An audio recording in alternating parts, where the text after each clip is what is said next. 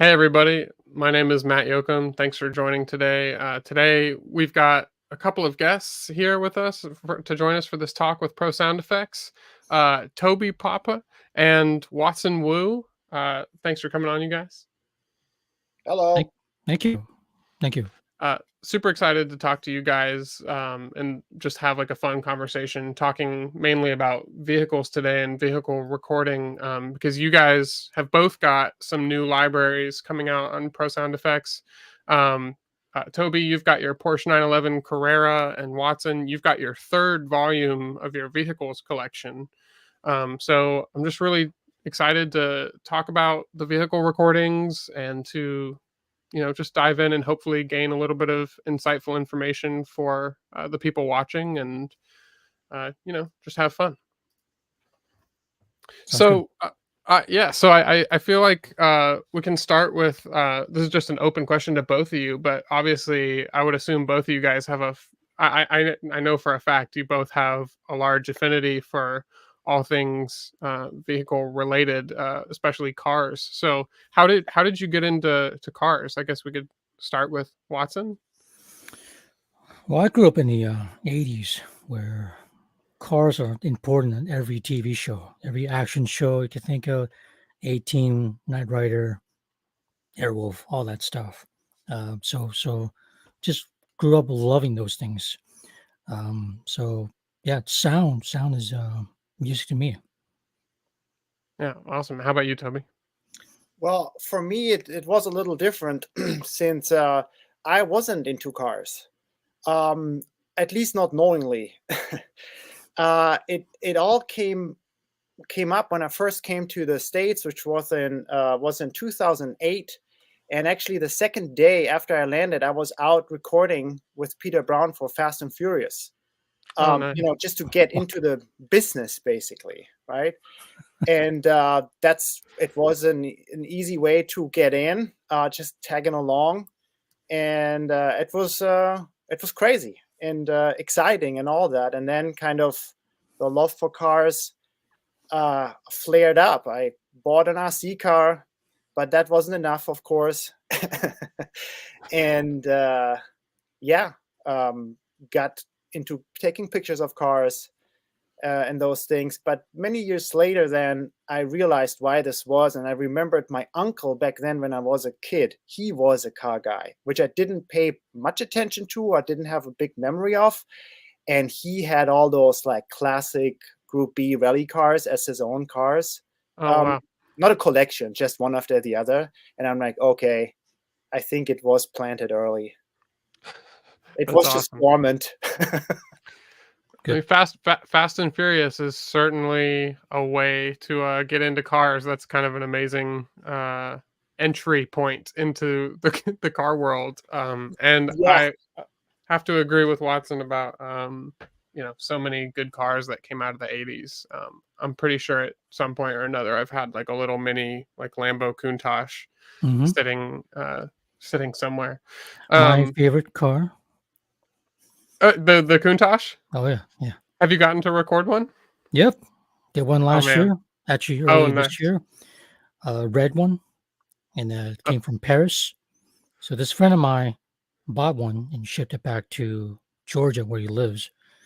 So I then had to go visit my friend, Absolutely. That's a good and excuse to do some that, that traveling. that that thing just sang the entire time. One of the best sounding cars, fun to ride into. So dream came true. That's amazing. When are we going to see that pop up in a vehicle collection? Well, talk to me afterwards. All right, sounds good. Okay, cool. So it's fun to hear how you guys got into cars. So I'm curious, like how would you say the experience has shifted from when you first started recording cars and like what you've learned in the time since? I mean, because recording any kind of a vehicle, whether it's motorcycle, because Watson, I know you've also recorded a bunch of motorcycles, and Toby, I'm sure you have as well. But recording any vehicle with any moving parts and hot metal bits all around is always a challenge. So I'm curious, like you know, sort of what that like a brief summary of that journey has been like, when you first tried doing it versus, like how you prep differently today, or maybe a couple tidbits of what you've learned. So you want to go first? Well, I would actually go first, because I think for the main part of that question, I would defer to you, since you're doing this way more in depth than I do. But I did, I was lucky to get on the Fast and Furious recordings very early on. Mhm. So with Peter Brown and George Pereira, we were like following around a rally. Even we were like going to drag races, and then of course, having specific recording sessions with John Fasal, and those names. So I'm sure you also recorded for that as well. But this was all over here in California, so I saw very quickly how good recordists do it, right? Mhm. So it wasn't that I was standing behind my whatever Opel Kadett in Germany, which I've done. Maybe that's early on, with like a handheld recorder that I've done. I wasn't even in the States, right? Yeah, so there is maybe there a learning curve. That's true. But as soon as I was here, I was basically seeing it, and then got a lot of very good info right off the bat. Yeah, Cool. that's awesome. I mean, certainly starting out recording the cars for Fast and Furious, I'm sure was a very comprehensive way to dip your toes in from the very beginning. So that's awesome. How about for you, Watson? Oh, Oh, he may be frozen. Watson froze. Let's give him a Are you second there? to come back on. You Yep, there? there he is. Yeah. Cool. I could see you and So hear you. yeah, so just Um, yeah, cool. So just passing the same question to you of recording cars and that experience. uh, well, anything you do first, it's intimidating. You're not really sure what you're doing, so you get sort of afraid. So you're recording low. You're not recording loud enough. When you see Mm, the red and recorder, you get afraid. And I've learned quickly on from Need for Speed video games is to be bold. It's not about what you see; it's about what you're hearing. And with a lot of practice sessions on my own, I've learned to see and hear what each of the microphones can do. How hard I can hit them. So I've learned over the years about it's about getting to that small threshold where the golden sounds are, and to be in there and to adjust my levels around that area, and to always strive for that area. So I've tried different methods. So today it's more about, does the car sound good? Does it have a good exhaust? How good is the driver? The driver is the singer, if you want to say that, of the car. So you have a terrible mm. singer, a timid singer, the music is not going to come out well. So I'm always refining of who can do the driving. So a lot of the car recordings you I did the driving. So I'm driving it like a sound designer. Mm. So that's why I think of how can I make this sound better versus the fastest driver. So some of the commercials I worked on, video games, movies, it's about sound design, entertainment versus top speed. So yeah, that's there's always refining. Oh man, sorry, Watson, you're cutting off a bit there. Yeah, I mean, maybe luck. maybe I'll add on to that real quick, because Watson made a very good point there. it Yeah, is really about the performance, right? And sometimes we go out, especially because we both already cut those vehicles then later and describe the scene to the driver, and or maybe even bring out a laptop and you guys. let them watch the scene, so they can really get into it. And another thing I've learned, if you have a car out there in the desert and you whatever have half day for it or a day, and then you do your program with different speeds and stuff like that, you always have to uh, also keep in mind to counterbalance that with like getting a lot of variety, so you don't end up ending the same stuff like over and over, because I mean, a car engine does that all the time. So and that's also, of course, if you have a good driver, you can like bounce back and forth ideas there. But even just like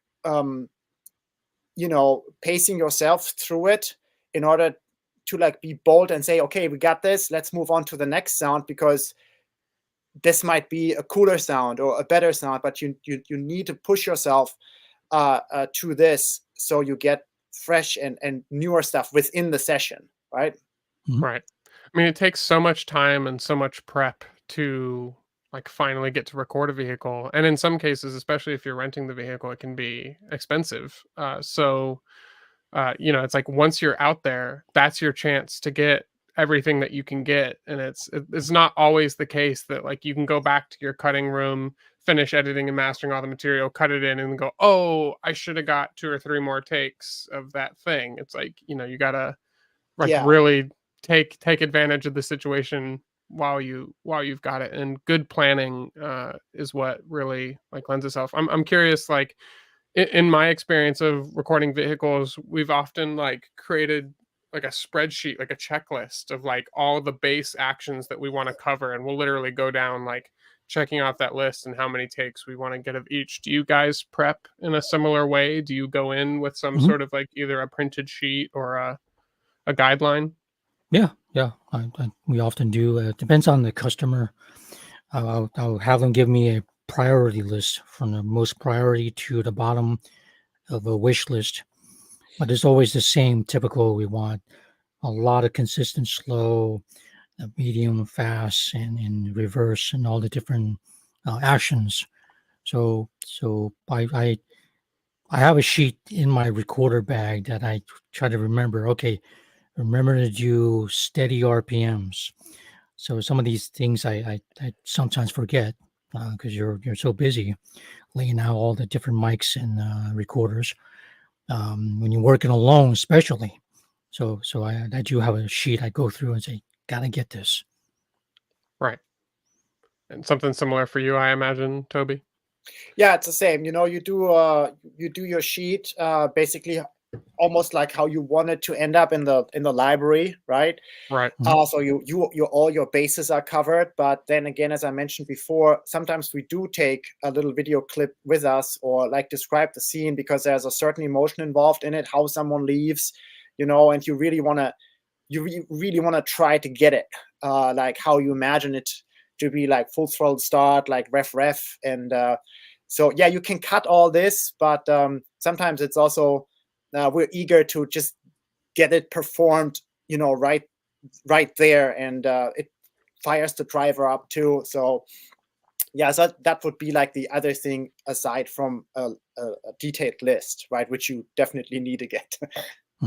I think that's so smart. I haven't personally recorded a car, but the times that I've recorded cars myself have just been for like library purposes and not for like a specific scene. So or film. So it makes total sense. It's a really great idea that if the need were to arise, I'm going to take that tidbit for myself of just taking the actual scene with me, so we can get like a specific, almost as if it's like a Foley performance, from the car, just like 2 pictures, so to speak, or at least having the same energy makes it easier to cut in the long run. Right. So there's obviously all of this planning involved, but I'm curious if you guys have any stories or any memories of a time when you planned something out and you thought it was all planned perfectly, and then something went totally like came out of left field or went wrong, or you melted a mic wire by accident. Like, Oh yeah, go ahead, Watson. there's so many. So one time I was hired to record a modified muscle car, and for a really high-end video game. And for video games, we have to do something called ramp. I'm not sure if you guys heard of this, but if you put the car in a gear, like first gear, second or third, and you drive from idle up to the red line, and it could be 20 seconds long, smoothly up to the red line. The customer wants their rev limiter to bounce 3 full seconds. So on an older car at the higher RPM, it's really essentially hurting the car. So we were doing this in this terrible place, driving around traffic to get that higher RPM in this modified car. So the driver owner looks in the mirror and he sees flames. So he slams on the brakes and he's yelling at me, "The car is on fire. Grab your gear and get out." Go me grab my gear. He jumps out, jumps back in. "Didn't you hear me? Get out of your gear. It's going to blow up." So I grabbed my gear, all 12 channels, and yanked hard as I could and ran 30 feet away. And the back of the car was on fire. So he's got a little pitiful water bottle. He's trying to cool it down. And his son comes running in and takes his shirt off and is smacking at the fire. So, the DPA cable is severed and all these things you cannot buy at Guitar Center or Best Buy. It's over. So that was one of the worst ones I could think of right away. I'll never forget that one, of course. So I'm messaging my customer overseas. I said, "Well, this has happened." So the message back, "But did you get the ramp?" I said, "Well, I did, but you got some ramps." I did. So there's nothing we can do. So I submitted the files, and he said, "Don't forget to invoice me." I'm like, sounds terrible. I'm not done. So I didn't do anything with my invoicing. But 2 weeks later, he said, "John loves the sounds. Invoice us." In my head, I'm going, I think I gave myself a D, a grading of a D, but he thought it was an A. So I guess I have a pretty high standard of what an A is, according to my head. But I'm glad I got some good ramps that saved the game. So, sorry, go ahead, Toby. Well, one thing which is a good bridge, because Matt, you also asked about when you come back to the cutting room and then you think like, "Oh, I forgot to record this," right? So one big thing which I think is also difficult to record is big downshifts, like really good big downshifts, because who wants to do that to their car, really, right? Yeah. Especially older cars. So I'm not mentioning the movie, and we cheated it pretty good with just reverse revs, right? Yep. You can get a pretty good downshift with that. But that was kind of my approach to do this to my own car, which of course you should never do. The first time I met recordist or supervisor too. Peter Brown was the person who was is the Fast and Furious supervisor, and we were talking, and he back then, this is like 2009, he said, "Never record your own car." And of course Peter did it, and Peter broke it too. Oh no! And so did I. So actually on that library that you have now on Pro Sound Effects, my car broke, and it's because of the downshifts. I put some mics on. I wanted to keep it simple, right? Just it wasn't really the purpose of bringing it out. I just wanted to record it and have it. But I'm eager to get that, right? So I do a lot of like testing with it. So I drive it on the freeway and I do the downshifts, and that's why there is lengthy files in that library, like on boards. So the downshifts are definitely in there. And after I think a day of doing that, then I call Chris Diebel and I say, "Okay, Chris, let's go to the desert and do this together," right? So we go there, and the car basically drove for like 15 minutes or like 20 minutes, because then we started our program, right? Our 10, 20 miles, and we go to faster. And of course, I'm trying to do the hero starts with high RPM, letting the clutch go. And I think that gave the car the absolute rest, or whatever, the nail to the coffin, right? And it wasn't flames, but on one of my ways back into the recording position, there was like white smoke coming out of it, and we had to get towed. The clutch, flywheel, all fried. Oh no! And yeah, it was definitely, I immediately had to think of Peter and thinking, yeah, you really should never record your own car. But we definitely got the downshifts, and then we fixed it all, and then we took it out again with a new muffler, but we can talk about this later. But anyway, that's the story. My hopes with making enough income to with that library to service my car hobby out the window forever, because I'll never make that money back. Yeah, yeah, Yeah, so that's my terrible story. yeah. That's amazing. So I know, so like like Watson, you mentioned, like, you rip 12 channels worth of DPAs out of your car. So maybe for the audience who's listening, who is interested in getting into recording, or maybe they're recording already but maybe they don't have access to 12 channels of recording on an interface or DPA mics, whether you've got a Zoom handheld or maybe a couple mics that you've started a collection with, what Mhm. what sort of advice would you give to somebody who maybe doesn't have 8 to 12 microphones to place around a car? Like, is it still possible to get decent car recordings if you've got a Ab- 2 channel abs- setup or a 4 or however Absolutely. many? Yeah, absolutely. You don't need DPA, even though you want DPA lavalier mics. They're fantastic, but there are less expensive microphones that could give you really good results. And it's a matter of, are you a good editor, sound designer to bring out those sounds? It's pretty common now. We have 32-bit recordings, so you could really uh, make things shine, make your sound shine in all the different perspectives, the engine, cabin, the exhaust. So you don't need to have the expensive equipment first. I like handheld vocal mics for exhaust area. That can also be used for the engine compartment if your compartment's big enough to accommodate a dynamic vocal mic, for example. And then experiment with what mics work well in the cabin. Cabin is tricky. A lot of mics are too boomy. That's where I don't like the DPAs unless it's at a race car. So it's about experimenting with, maybe you could try 2 tracks first, engine and exhaust.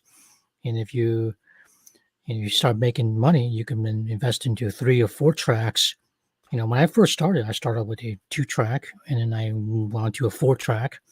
So I remember working on a Transformers video game with my microphone that also went up in white smoke, similar to Toby. Um, but with a 4 channel, 4 input recorder, I was able to record everything I wanted and be able to edit them to sound big and large for the game. Hmm. So it was fantastic. So no, you don't need to have. I mean, it's nice, but you don't need to have that much of a money to do that. Okay. And Toby, if it's okay, I would love to ask you a slightly different question. So so like so now you've gone out and you've recorded your car, and let's say you've got a full library, it's now edited and mastered, and you've got all the metadata the way you want. So when you're getting ready to now cut this into a movie, you've got all these different channels that you've recorded. You've got interiors, you've got onboards, it may be stereo, LCR, depending. You've got exhaust channels. So I'm curious, like, just a little bit of the thought process in terms of when you're cutting a vehicle, are you layering different perspectives of the mics to give you like a full sound, or are you cutting specific perspectives based on the camera? I'm curious how you then take some of the material that you've recorded and choose from all of these different channels, how you assemble them to then be used in the footage.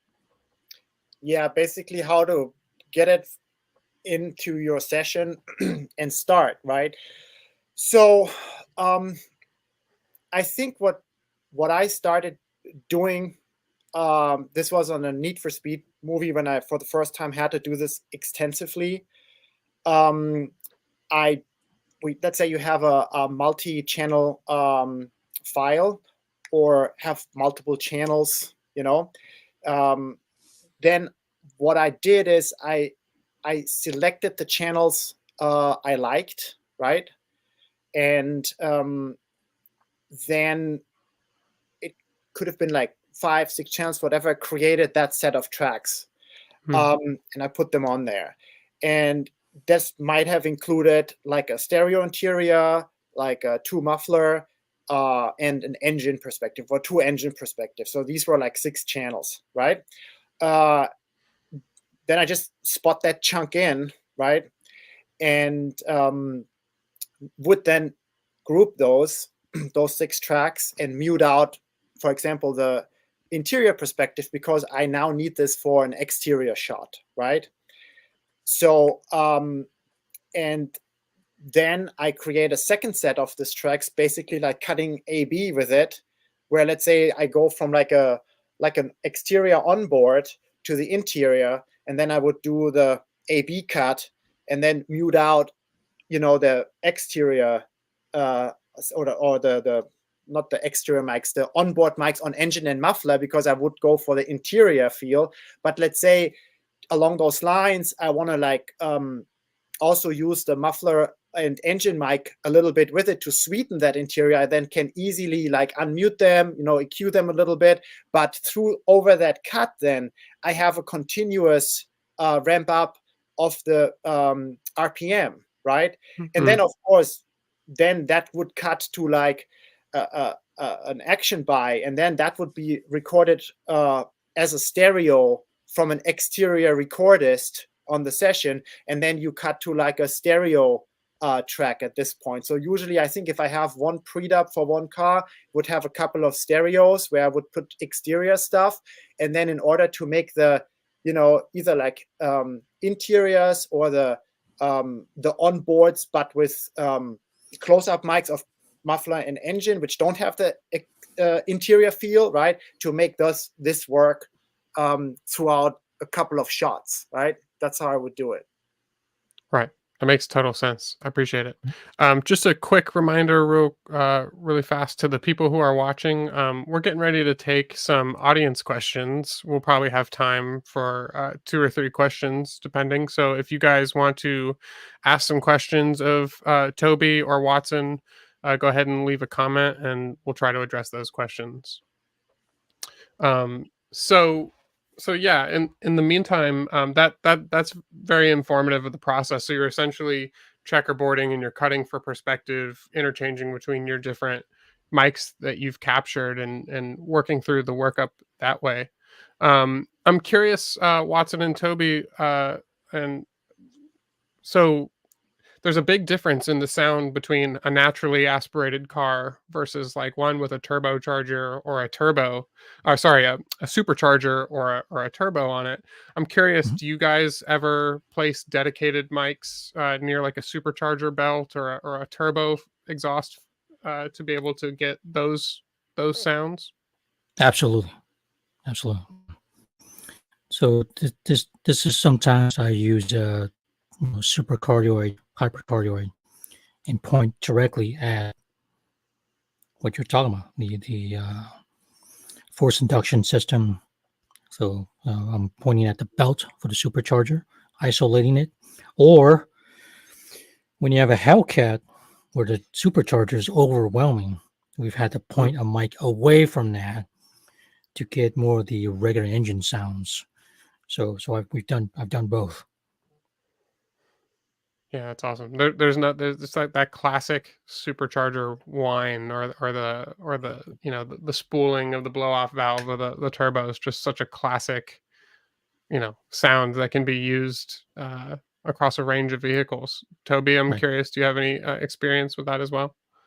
Yeah, I mean, basically, going along the lines what Watson says, you have to think of it like a drum set, right? You want the whole drum set, but you mic each individual thing, and with like how do you call those mics? Spot mics in music? I don't know.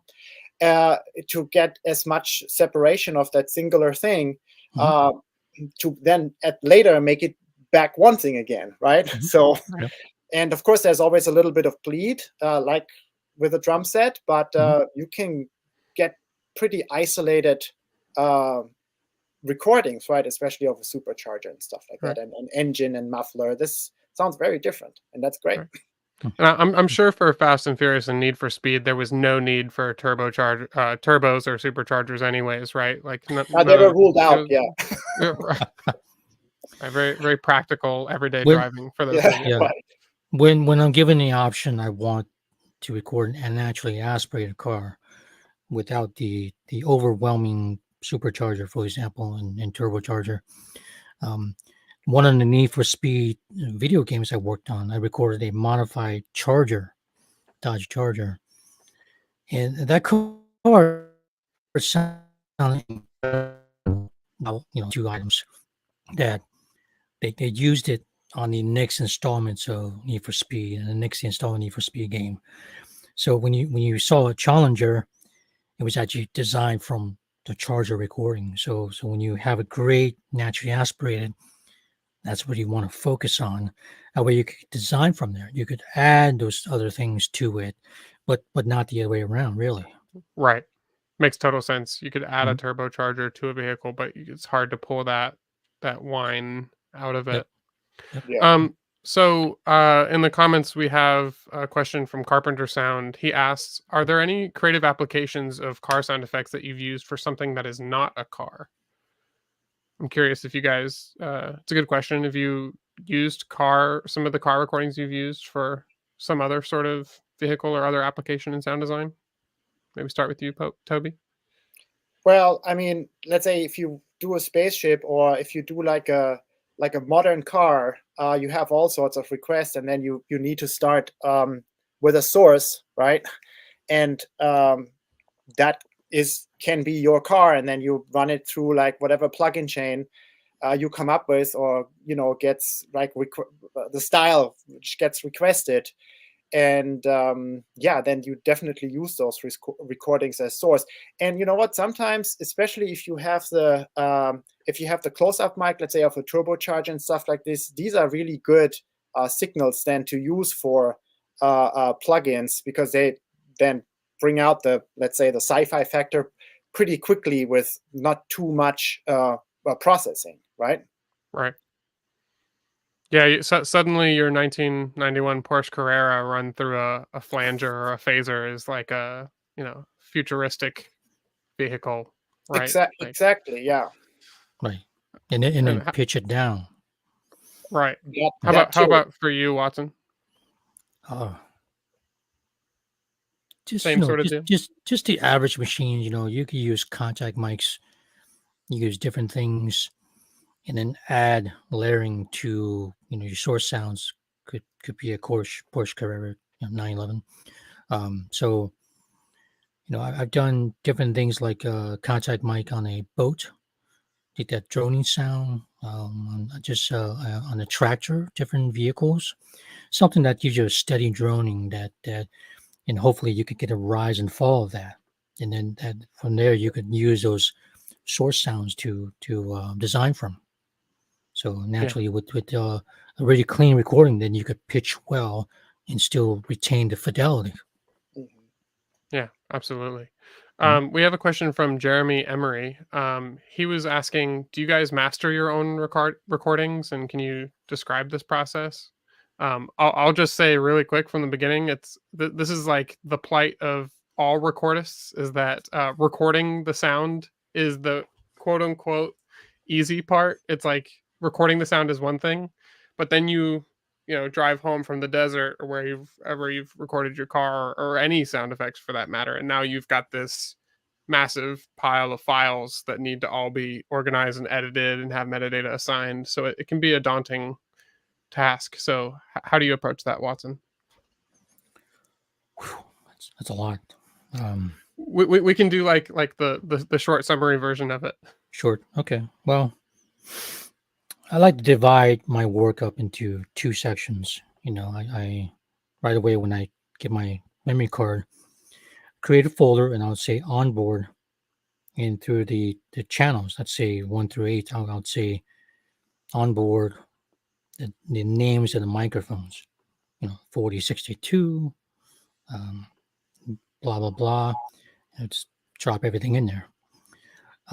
Then I'll go through the files one by one. But lately, I've been working on what's the hardest sound to edit. which is fast, and stunt recordings, right? All the crazy sounds of tires squealing. So I make sure my plugins, I love Fat Filter to control the sounds. So I'll use the multiband, the Fat Filter MB, to control the craziness so that you and I can listen to the confine and what our ears could discern without the nasty distortions hurt our ears. So I take that big whirl of those big sounds and I bring it down to here so that you and I can enjoy. So I go through all that of the hardest actions, stunt driving, and I'll process through that. And from there, I'll step back from the harshest to the easiest of onboard sounds. Make sure the exhaust is taken care of. That's the hardest part to control. You have distortions, you have the wind, the rumbling. Sometimes with the best baffling of the microphones by the exhaust, you're still going to pick up some rumbling from wind. So that and high pass filter, low pass filter is what I do first. So do the hardest first, and that way everything will be easier. And that's my approach. Gotcha. And for you, Toby? Well, yeah, do master it myself. For me, important is within my Pro Tools session that I can trace it back. So I usually have just the raw imported, and then I duplicate those tracks, a track, like a section up, and I start maybe selecting some stuff so that I can always trace it back in case I get carried away with like cleaning something up too much, which I think that's my biggest thing. I mean, yes, in those car recordings, there is a lot to be cleaned up, but I wouldn't be too anal about it. So you can always do that later. I'm talking about too anal, of course, like big like distortion or clicks need to be taken out and need to be smooth.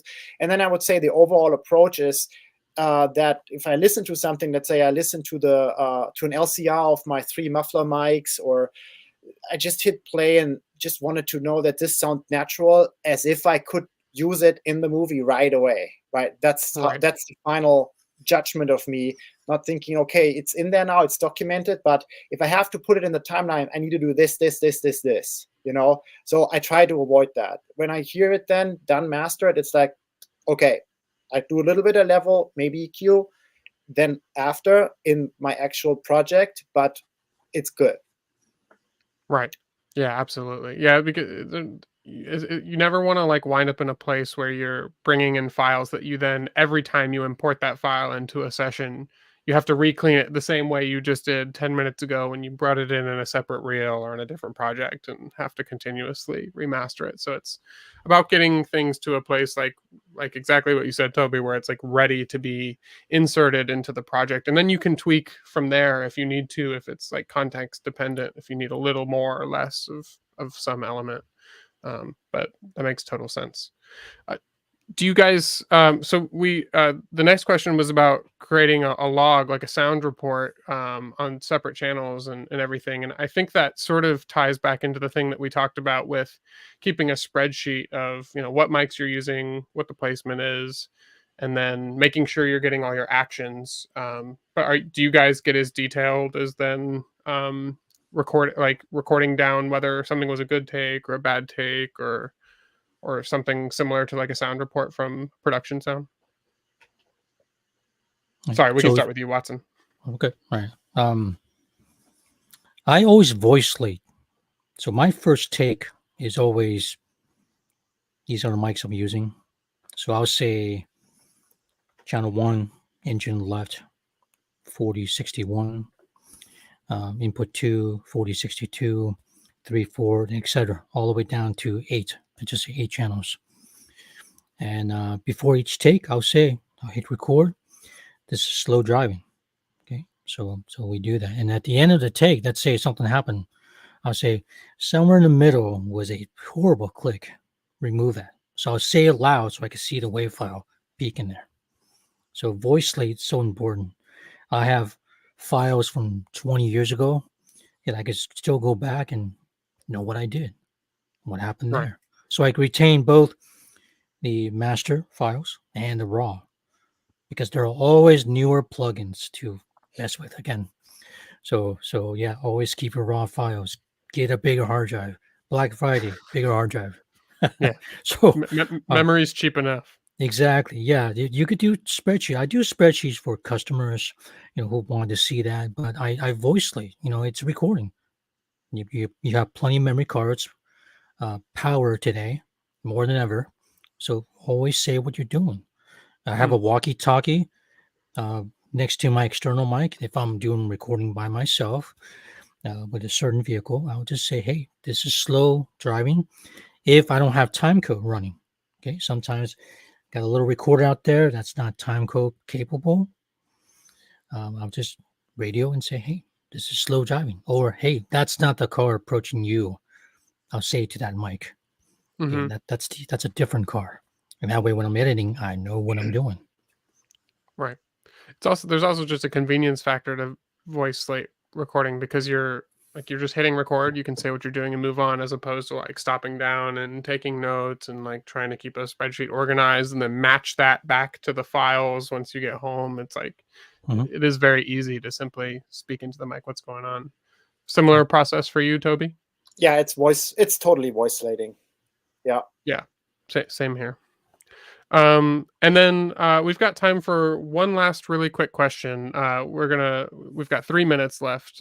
So how do you approach recording multi-channel media for films to fill 5.1 or Atmos projects? This is definitely an answer that would probably require more than 3 minutes. But I'm sure like you guys can attest to this. Like this is similar with anything. A lot of people will ask when we're working on surround channel like movies, which is all of them at this point. Almost every movie's happening in Atmos. If it's not, it's at least in 5.1.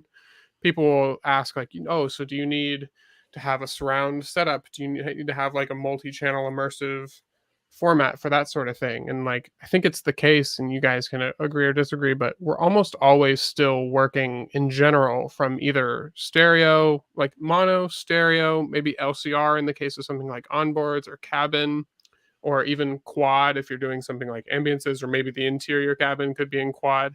But we're always taking smaller groups of channels and layering and building up to fill the larger format, as opposed to like recording 916 in a cabin. Like probably just isn't going to happen. But we can take layers of stereo or quad and create and spill those across channels to create a more immersive surround environment feeling. Would you agree with that, Toby? Yeah, I mean, I would say, unless for cars, the only thing would be the cabin, right? Where you could use like a ambisonic mic or do something like that, ends up being 5.1. But I mean, for my personal preference is to still have that in stereo, just because of the fact it's easier to handle later in the session. And you might, if you want to give that cabin a different quality, you might not need it to be 5.1. You might need a different sound to sweeten it, and that might not be even from your recording session. That might be a rattle, or even a rattle from your recording session that complements that the original engine sound. And that's why I rather like add in like singular, either like mono or stereo sounds, and pan them spatially then like having a whole bunch of 5.1 tracks that, if not something very distinct and spatially is happening within that recording, they're actually not that exciting. So you rather want to control those sounds, and then you can pan them, and then it actually spans out, which you would want with a 5.1 recording, but that doesn't necessarily happen all the time. Yeah, that makes total sense. To both you and to Toby and Watson, I just want to say thank you so much for coming on today. It was a real pleasure speaking with you both. And to everybody watching with Pro Sound Effects, please give both Toby and Watson's libraries a search on the Pro Sound Effects website. Watson just released his Wu Collection Vehicles Volume 3, and Toby just released his library for his Porsche 911 Carrera, and you can listen to that blow up in the in the recordings. I'm sure it's a good time. But definitely be sure to give those. There's a holiday sale going on right now, so check those out. Thank you both again for coming. It was a pleasure speaking with you, and I hope we can all hang out and record some vehicles together in the future. Sounds good. Thank you very much, Matt. Yes, let's blow something up. Yeah. Let's do it with Toby's car, not ours. Let's do it Okay. again. Yeah, why not? Yeah. Sounds good. We'll rent a All right, car. guys. Thanks so much, and have a great rest of your day. Thank you. Take care, guys. Bye-bye. Thank you. Thanks. Bye.